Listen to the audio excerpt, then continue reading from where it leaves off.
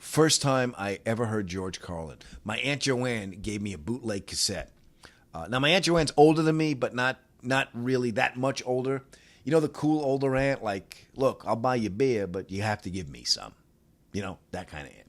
When I was a kid, my dad, he saw how much the comics on, Carson and Leno and Letterman and everybody would make me laugh, and I would imitate the jokes.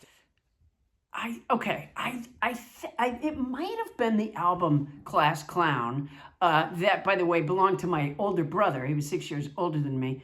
And I don't remember if he told me about it. I would doubt it because he didn't really ever talk to me. My mom was a real wordplay person. She loved to see the structures and sentences, have fun with them. And that's why George's wordplay, my whole family loved him. My brother Steve loved him. Everybody loved George. So I had this Memorex tape, and I put it in my Walkman. I put my headphones on, and it just blew my head off.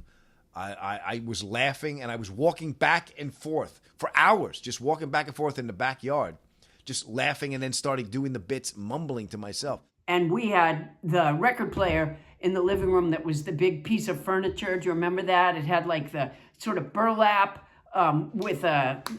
And my dad was really, really good about filling me in on who the greats are. You know what I mean? Like he immediately he comes out of the gate and he's like, by the way, you might not know these two names, but Carlin Pryor, that's 1A and 1B. You know, with the I can't explain it. It was a piece of furniture. I remember just being very intrigued by the way he saw the world. I think that George Carlin's comedy affected me personally in that how can you make someone laugh at something they don't agree with?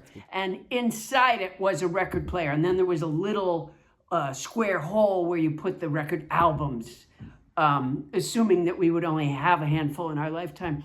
And so my brother had gotten a George Carlin album. Again, I think it was probably Class Clown, but I can't swear to it.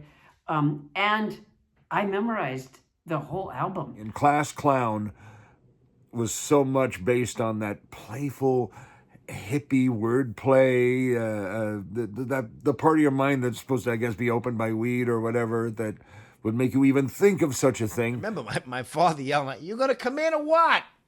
Come in the house." And then I'm sure he leaned over to his mother. He's like, "He gets this shit from your side of the family, all right? Look at this. Look at it. This is your genes." But yeah, that's the first time I was ever introduced to George Carlin.